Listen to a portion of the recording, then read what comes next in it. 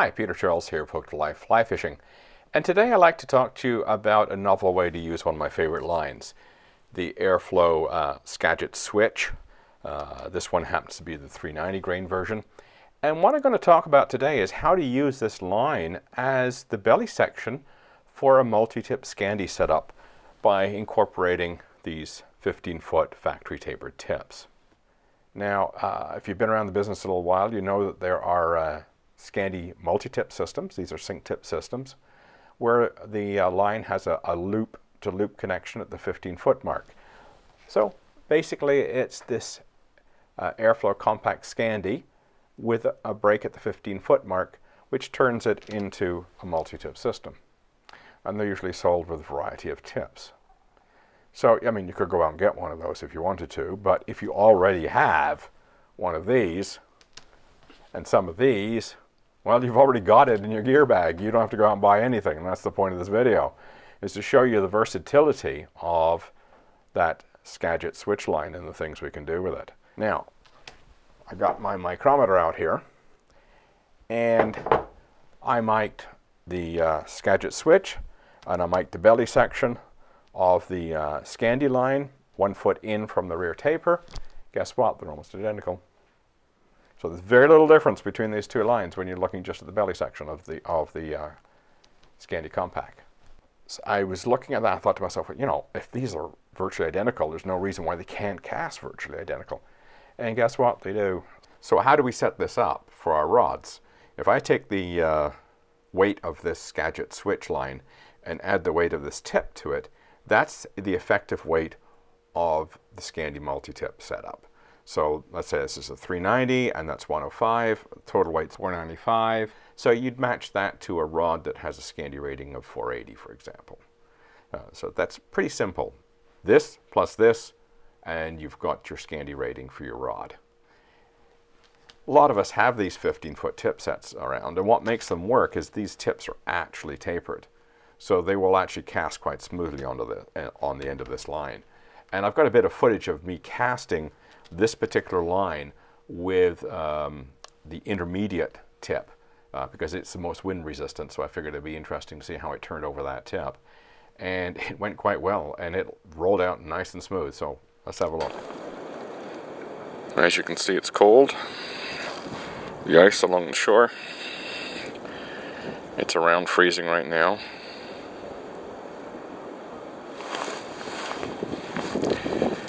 And I've got the Airflo Skagit Switch 390 out here with 105 grain intermediate 15-foot tip.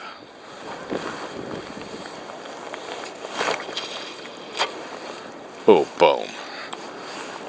It's flying real nice. Now, just to prove a point, I'm using a classic underhand style that Gorn Anderson made famous.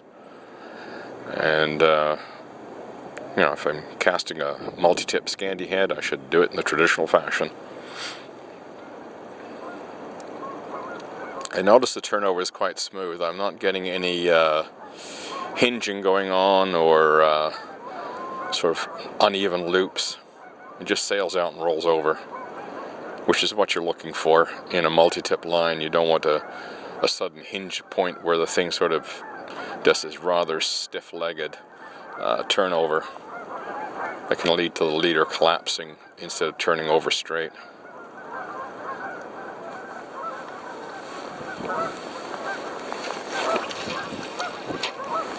Beautiful. Nice smooth turnover, laid right out there.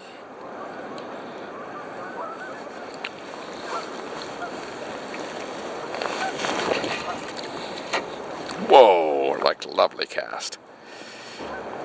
Yeah, it's delivering everything I wanted. It's loading the rod well. It's got smooth turnover. There's no clunkiness associated with it. Now, one of the important considerations with this rig of a 390 Skagit switch line and 105 grain 15-foot tip, I'm using on an 8-weight rod, and in Skagit terms, you'd normally be using 570 to 600 on this rod. So think about that for a moment. I'm using a 390 on this rod, when normally you'd want a 570 to a 600. So that tells you something about how this is loading once we put this 15-foot tip on.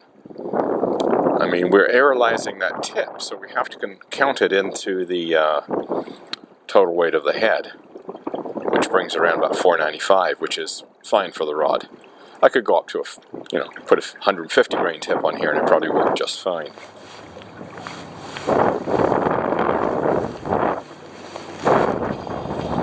Oh, look at that beautiful cast. Beautiful loop shape, beautiful turnover.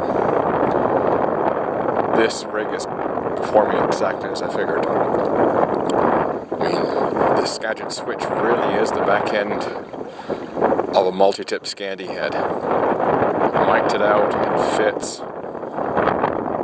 and it's delivering just the way I expected.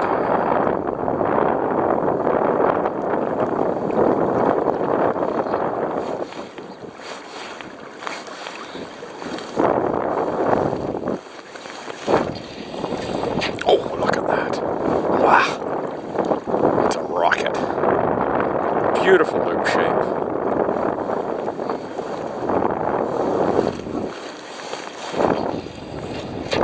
Poof. Needle sharp loop. Boom. Oh yeah, this is definitely going to be my multi-tip rig of choice for this rod. Okay, that's it for today. Just one tail tug from one fish and that's it.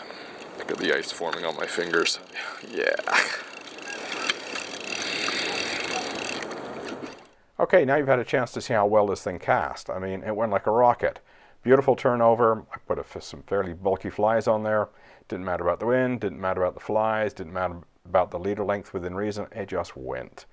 That's all you can really ask in a shooting head setup, is you want that beautiful smooth turnover, you want a nice loop shape, and it delivered all of that.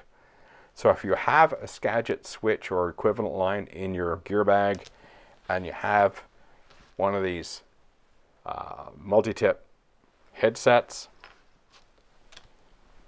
then you can go fishing with them and treat them like a multi-tip Scandi system. They work like a charm.